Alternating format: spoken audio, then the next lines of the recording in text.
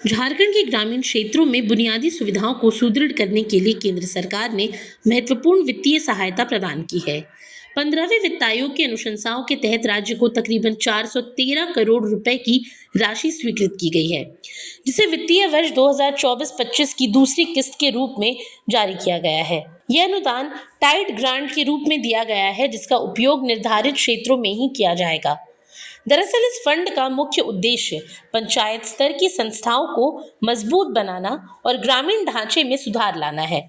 सरकारी आंकड़ों के मुताबिक राज्य की 4,345 ग्राम पंचायतों में से 4,342 को इस सहायता का लाभ मिलेगा, जबकि 264 में से 253 प्रखंड पंचायतों को इसमें शामिल किया गया है।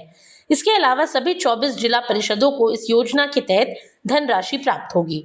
वहीं धन के वितरण को लेकर केंद्र ने स्पष्ट मानक तय किए हैं। राशि का आवंटन 2011 की जनगणना और भौगोलिक क्षेत्रफल को आधार बनाकर किया जाएगा।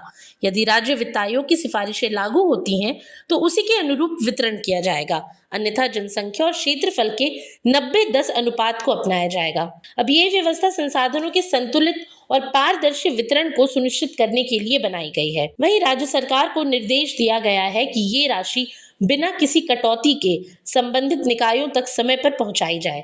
इसके लिए 10 कार्य दिवस की समय सीमा तय की गई है और यदि इस अवधि में राशि हस्तांतरित नहीं होती है तो राज्य को ब्याज समेत भुगतान करना पड़ सकता है।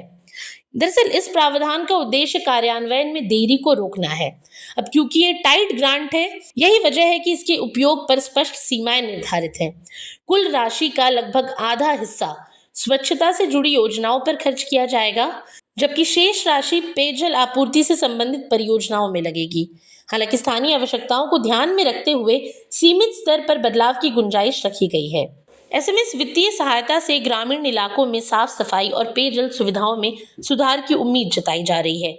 गांवों में जलापूर्ति योजनाओं, नल जल योजनाओं और कचरा प्रबंधन से जुड़े कार्यों को गति मिलेगी, जिससे लोगों के जीवन स्तर में सकारात्मक बदलाव आने की संभावना है।